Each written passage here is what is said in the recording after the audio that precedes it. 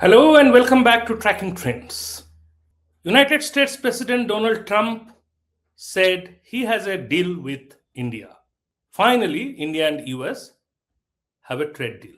It's a unique deal because more than 48 hours has passed and yet we do not know the details. But we have a special guest today in the studio who may enlighten us about things that most people are guessing for the past 48 hours.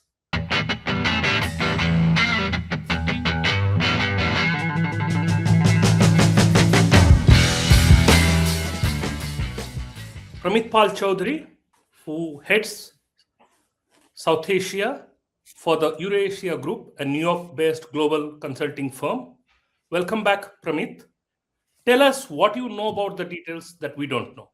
Well, I don't know. I think a lot of people already know quite a bit about it, but also there are elements we're not certain about because, as you mentioned, the final text has yet to be released. But for what we have understood in the run-up, remember that this deal has now been negotiated and closed at the negotiating table 5 times between roughly May and now. We had President Donald Trump, from what we understand, put his hand on it and said, no, this is not acceptable, and has sent it back for renegotiation. At the 5th round, we had basically come to a text, and again, Trump did not reject it this time, but he added additional demands of his own, personal ones, if you wish.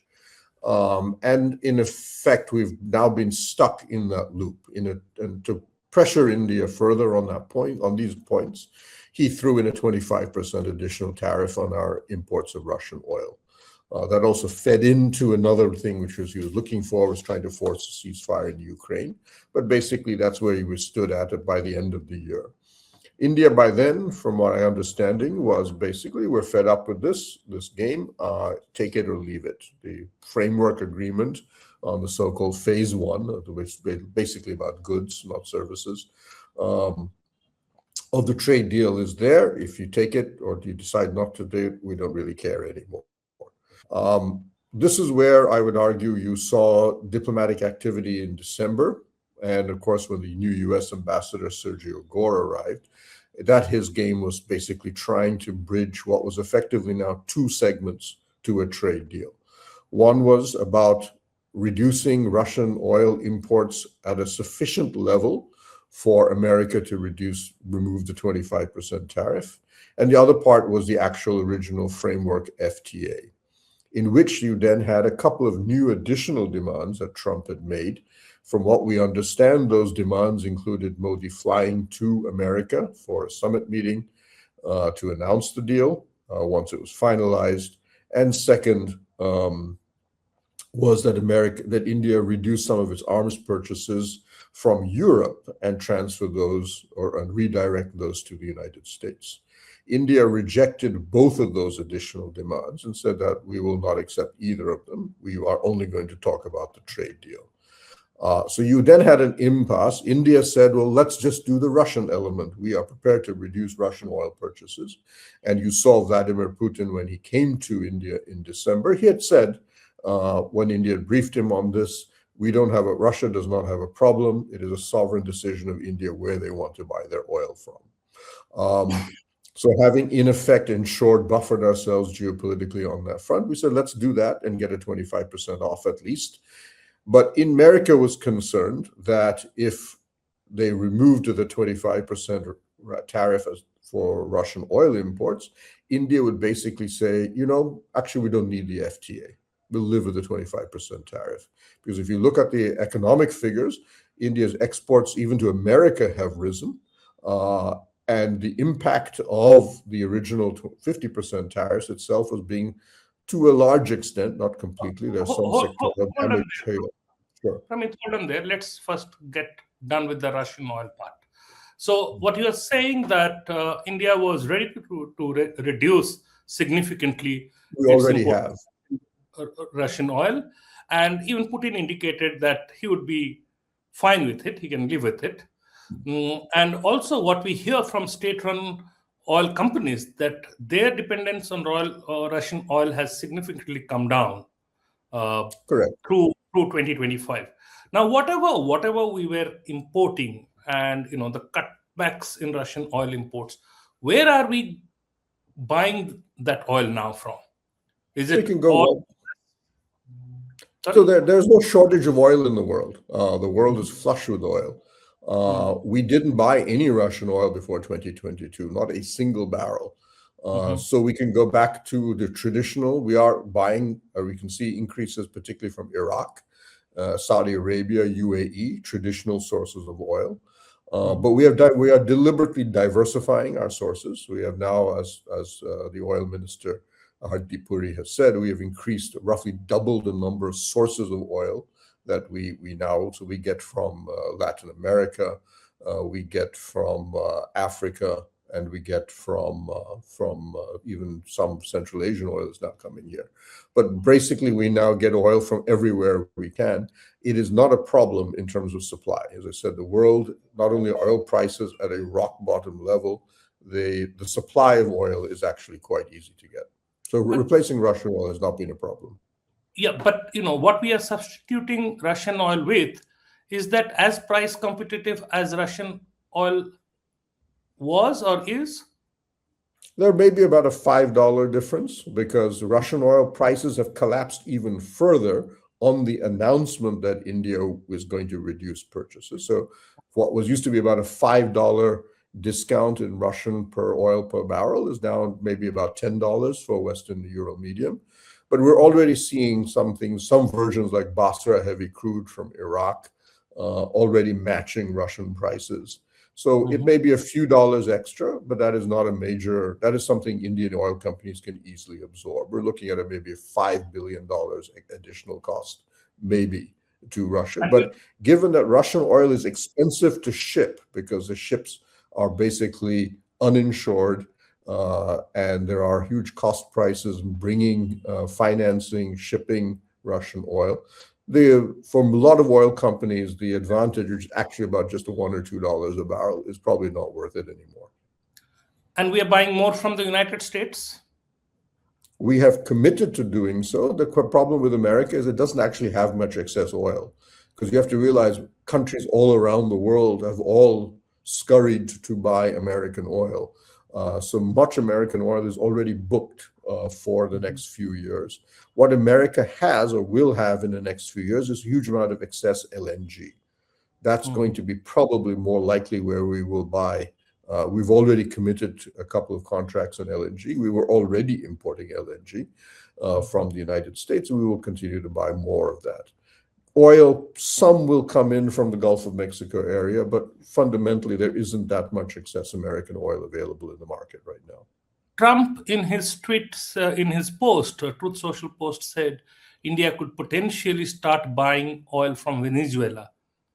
What sense you make of It's it? possible. I mean, we used to buy oil from Venezuela until it was sanctioned, so that is not a big deal for us to buy it. The problem is Venezuela doesn't produce very much oil. It produces heavy crude of the kind that we do buy, that would fit in very nicely with what we buy from Russia or replace that. And so we probably would like to go back and buy some of the Venezuelan oil. And if I am correct, ONGC has an outstanding contract with Venezuela that has not been fulfilled. So in many ways, we would just be reviving a contract that we already have with Venezuela. So that would not be a particularly difficult thing for us to do. But the amount of oil Venezuela could send to us is very small. It would not be comparable to what we get from Russia. I Okay, mean, in comparison, for example, the country of Guyana, which is next door to Venezuela, produces 3 times more oil Mhm, per day than Venezuela does. mhm, mhm. Uh, so the Russian oil issue is pretty much taken care of. I mean, that's what I can um, uh, figure from what you are saying. Okay, now let's move over. You said that Trump was not coming around, and US, this deal was kind of, all of these things were agreed and ready. It was just getting Trump to attend to it. I mean, how far? I mean, Is that how seriously it takes India that he didn't find time to put his stamp on this 18% tariff reduction? India is not a major trading nation, so I don't think we should exaggerate our role in the international system. As you know, we are probably after much difficulty, we have been able to raise ourselves to about 2% of global trade, now Mhm. India. Vietnam is a bigger global trade player than we are. Korea is much larger than we are. So we shouldn't Mhm. exaggerate our position in the international system. But I think it's got less to do with that than Trump had other things on one invasion of Venezuela, for example, the Mhm. capture of Greenland on his mind. Um, but I think to some degree also wanted to see whether or not the pressure, the economic pressure from the 50% tariff would result in India making some of the concessions he wanted. And I think by the time Sergio Gore arrived here, it was realized in Washington that pressure was not working. India was simply not conceding to the points that he had wanted. The only thing we were prepared to consider was the Russian oil. Otherwise, there has been no, and the existing framework would be what India said. We've already given you, in our view, a very generous deal. And in addition, what was happening was that India then, of course, as you know, signed an EU FTA. The European Union is almost as big a market for our exports as the United States is. And you saw the US Trade Representative Greer and say, after the FTA EU was done, that India got a very good deal. And for a trade representative to say that, in my view, implicitly is saying we have lost leverage because India now has a market that is comparable to what we have. And on top of that, we were then heading, we probably will have, or we have targeted a Canadian FTA. And you may have seen that now for the Gulf Cooperation Council, the terms of reference have been announced. So the number of FTAs we've been lining up that exclude, that are outside that of the United States, means that leverage with America is slowly shrinking. On top of that, finally, I'm looking at America Incorporated was paying no attention. You saw Mhm. almost $8 billion worth of investments being announced by the biggest American corporations on India, even as the trade deal was effectively in an impasse. Amazon, Microsoft, all coming out and saying, we'll invest in India. X billion dollars. FTA, fine, if it happens, it happens, but it's not changing our investment plan with India. Mhm. So, what was the urgency to announce the tariff cut through a social media post? I That, I mean, think, is the they nature could of have. Donald Trump more than anything else. I would say that. So I think what we'll see, we'll have to find out later what pushed it across the line. Hmm. And it's not clear what that was. But I think ultimately the game was that Gore, from what I had heard, had proposed, look, we have a trust deficit here, where India doesn't trust America, that if we give, that India doesn't trust America, that we will reduce all Russian oil and still have the 50% tariff. America doesn't want to give up the 50% tariff unless they get an FTA. So therefore, let's announce them both together. Let's merge them into one single unit. And I think that agreement on both sides. At some point, the two sides said that works for both of us. Um, and from what I've heard, there are more strong lobbyists lobbying inside the American government, including Trump's own family members, people like Rubio, the Secretary of State, saying, let's get this over with. There's no point holding on to this anymore. So therefore, you saw that, plus U.S. industry lobbying coming in. So I think in that point, you saw at some point Trump decided, okay, let's go ahead with this. And I think once that decision, and Modi's phone call was the last, in many ways, I would say my sense is that the original proposal that Modi go to Washington, and Modi was not prepared to do that on the simple grounds that he feared that he would be ambushed on Pakistan or some other issue. He was very wary of Trump. I think that was basically converted into a phone call. Let Modi ring me up and say, let's do this deal. And that was done. I think the original plan or expectation was we do the phone call. And then after that, as would normally expected, USTR and Commerce would exchange the texts, finalize them, and at some point the executive orders repealing the tariffs would be announced. Instead, Trump in very Trump-like, he decided, oh, why should I wait? Let's make it go on social media and announce it. And that's basically what's happened. And now we are beginning the process of the documentation and so on. So, when do you think we will get to see a draft? The word is that there will be a joint statement, probably outlining the broad elements of the trade deal, possibly this week. So I would look at Friday, possibly.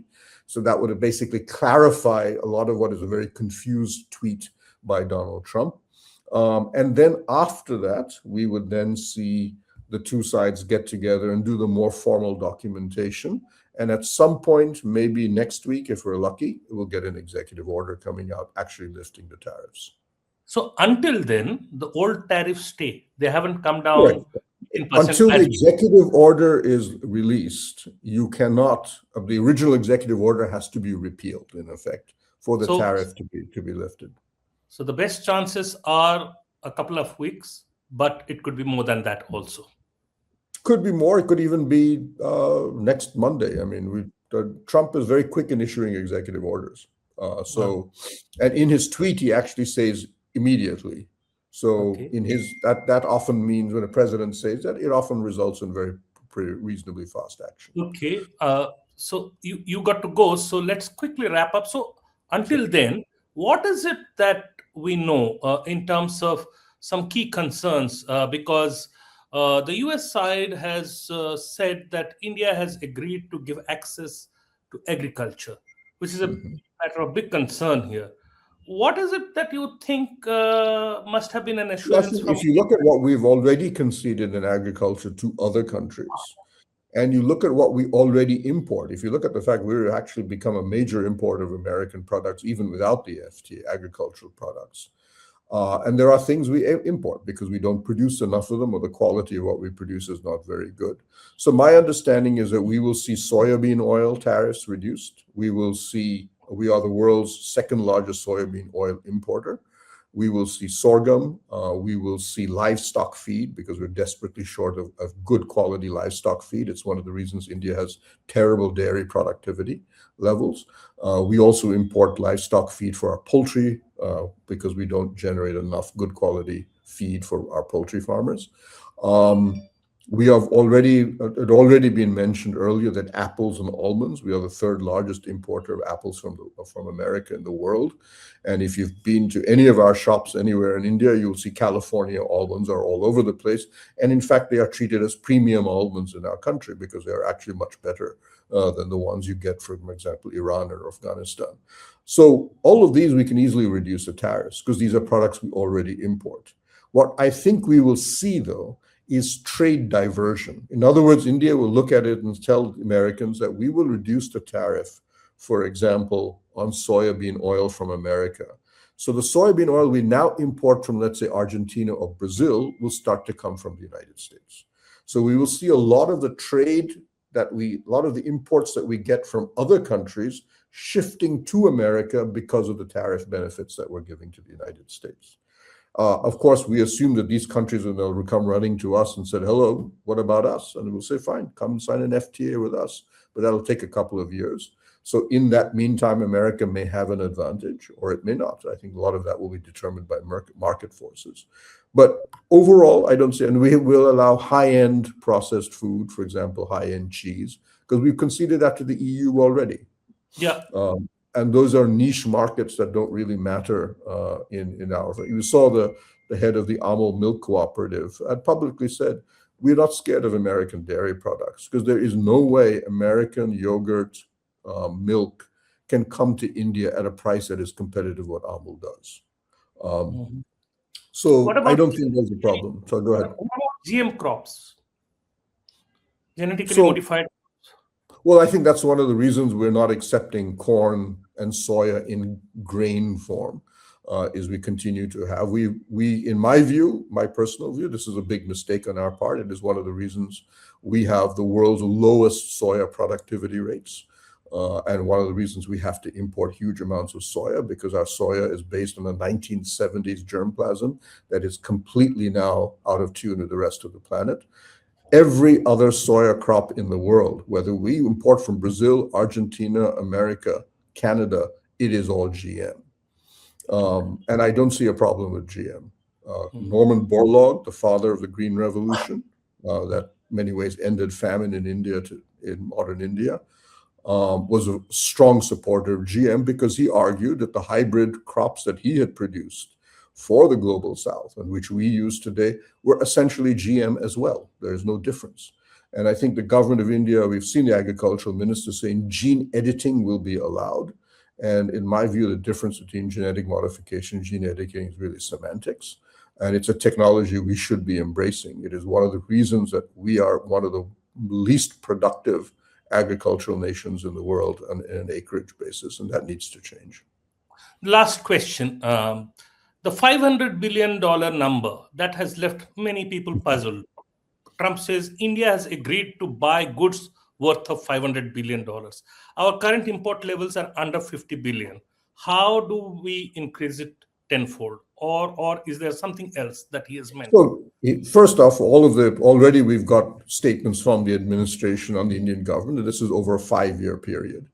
And what was not clear yet, because we understand it is goods, but it also says things like technology, which, if that, for example, incorporates in license fees for technology that we use from American companies and services, high-end services that we import, that would then incorporate. We already import goods and services combined $85 billion a year from the United States right now. So we'll have to see. But my sense is that this will incorporate a lot of high-end services, which are technology related.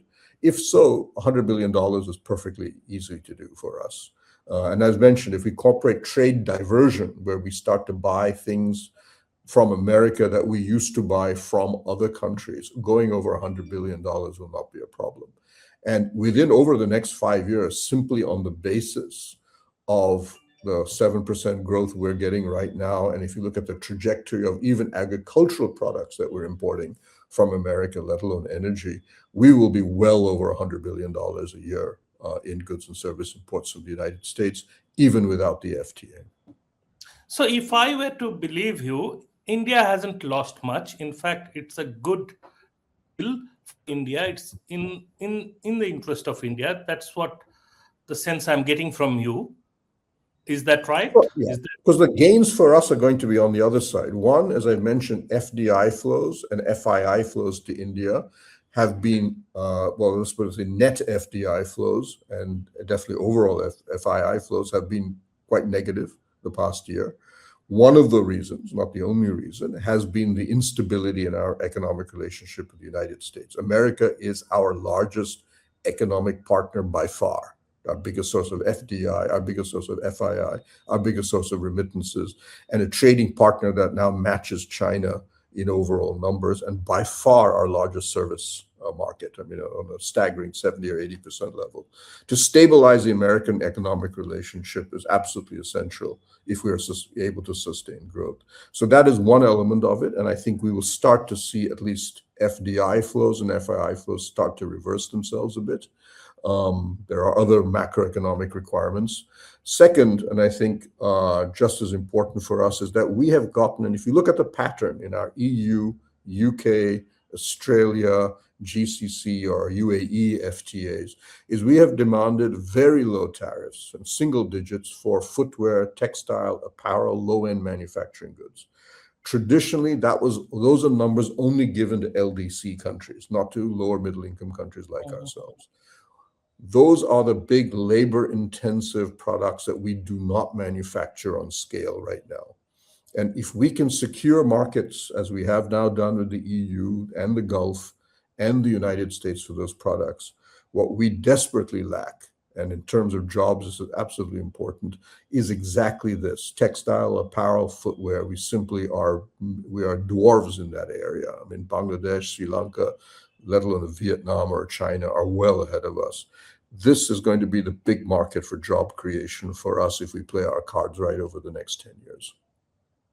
Thank you, Pramit, for sharing such valuable information and insights with us. Let us wait for the details of the deal to come out. As they say, the devil always lies in the details. And But until then, it is a note of cautious optimism with which we shall end. And we'll hope to see you again back in this Sure. studio. Yeah. Thank you. Thank you. Thank you very much for your time.